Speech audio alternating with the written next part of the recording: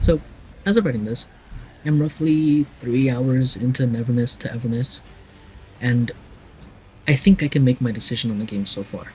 As of, I guess, the 2nd of May. If there are any fixes to some of my complaints or changes after this video, then I am happy the devs listened to some feedback that I believe some other people may have had. But with that being said, I want to preface this by saying that this is all my own opinion.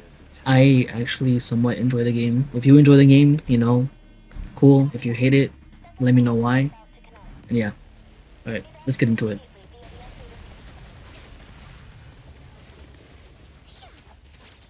NTE seems like it drew a lot of inspiration from a lot of gacha games.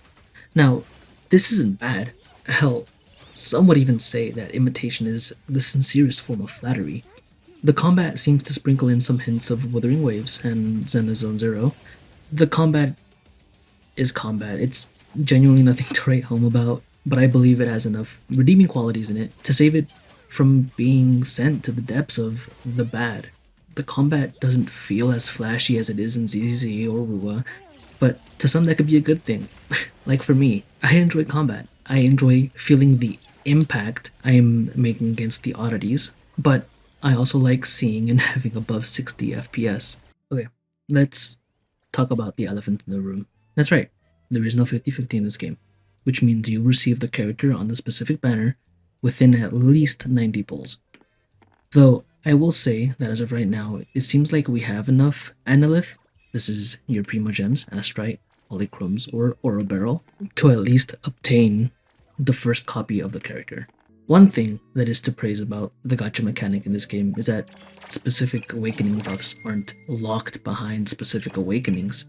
So, for example, let's say character receives a 5% crit rate increase, is locked behind Constellation 2 for a character. In NTE, you can choose to have that buff instantly at C1. Is this a good time as ever to glaze the character design and how this game handles friendships? I mean, the character designs are genuinely my favorite. Not only in Mint are my top favorite with Sakiri and Hotori a close second. I believe each outfit that each character has really suits them well. Hell, even the basic outfit like Edgar's looks decent. I'm not gonna yap and pretend to be like, oh my god, look at the stitch pattern on this person's clothing. Oh my god, game of the year. But the devs definitely cared about how the characters would look in Hetheru. I haven't gotten that far into the bonding system. My strongest bond with someone is Mint, and I believe that's because the game really wants to, I guess, encourage you to explore this new bonding system. There are several tiers to the bond system within NTE. Tier 2 lets you invite specific characters to ride along with you in your vehicle. Tier 4 lets you invite characters to your home and lets you hang out with them in the city. Tier 6 gives you special interactions curated per character, as well as specific date options. And lastly, Tier 8 lets you have a special date as well. The artifact system is something I still don't understand fully. The cartridge and Tetris pieces, I think they're called modules, is something that seems very innovative. Every module has 2 specific main stats along with 4 random subsets that you can see without leveling up the pieces, so you don't have to waste any materials in hopes to get what you want. Hell, it even seems that every character has a specific buff per module. Our MC has a buff that increases attack by 10% for each Type 3 module equipped. There are several ways to obtain cartridges, and those are through these rabbit holes. These are your Genshin domains, for lack of better terms. Upon completing these rabbit holes, you'll receive coins. These coins allow players to do holds in the rewind feature under the console tab. 80 coins allow you to pull for 1 module, 800 means 10. The pulls are locked behind easy, normal, and hard, which I haven't unlocked, but one can assume these give better modules, like how when you increase your world level, you get better rarity artifacts in Genshin. Random anomaly events. These can appear while you're driving around Hetheru at any given moment. Your minimap will point you in the general direction where the anomaly is happening, and you can choose to go there to complete it. I'm unsure of the rate of these anomaly events, but they're typically accompanied by you fighting an oddity, which then gives you some rewards as well. I don't have much else to add onto this segment. They feel like Genshin World events where you can avoid them, but I think doing them is worthwhile.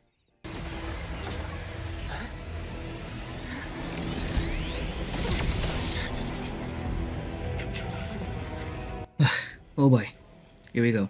So, you know how I had at the beginning of the good segment, NTE seems like it drew inspiration from a lot of other gacha games? Yeah, well, the game appears to have like a weird ongoing identity crisis. It seems like this weird amalgamation of we want to try this, but not too much or else we'll be copycats. The game has this weird system of intro skills and parries that feel like it's straight out of WoA and ZZZ. It has these pop-up events where you can go stop crime like it's Watch Dogs.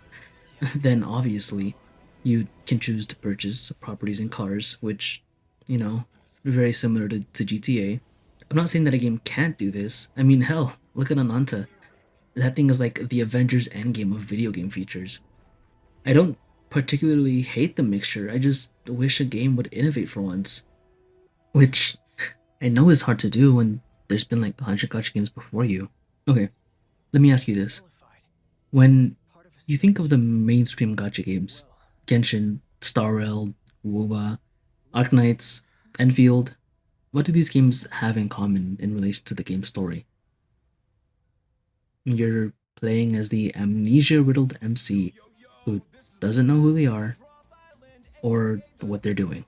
At first, when I got into gacha games, my first being Genshin, I thought the amnesia concept was cool, especially since we learned that our twin has traveled through Teyvat without us, and that we have no recollection about how we landed here.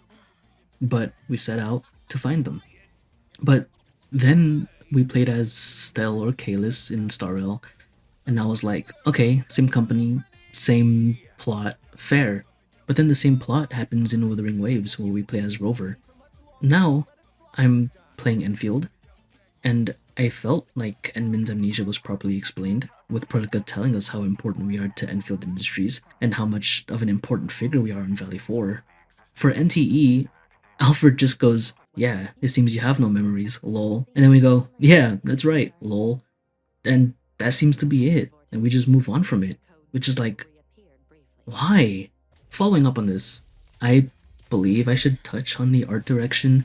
I love the art style, I love the characters, but holy, does this game try to grab your attention at every point it can. And I genuinely get whiplash sometimes. The tone changes just to fit these in your face animations to make sure you're paying attention to the story. I think the best comparison to make is imagine ZZZ cutscenes, the fast paced, high octane ones that we've seen. But then, pump like 1,000 milligrams of Adderall into the veins whoever is behind the animation department, and you'll have like 80% of the NTE cutscenes, man. I mean, look at these impact frames, dude. Some of them are just way over the top. This next point is definitely smaller, more nitpicky, so please bear with me a tiny bit here. Earlier, I had mentioned about loving some of the characters' designs, and I'd stand by that. But my single glaring issue is how to get a specific character skin. Currently, Nonali is on banner, so I'll use her as an example. Normally, skins are tied to bond level, buying using in-game currency, this game's version of Mora, or even spending premium currency, Genesis crystals. But it appears that a specific skin for every limited time character is going to be locked behind 200 pulls for the character, which kind of sucks because I think 200 pulls is kind of insane. But that could just be me. I am very much very free to play.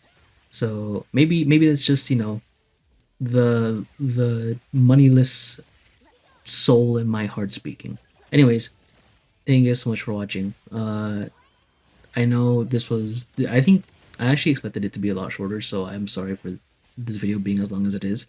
Um, I am more than open to pour a couple more hours into this game and come back to it whenever I have the chance.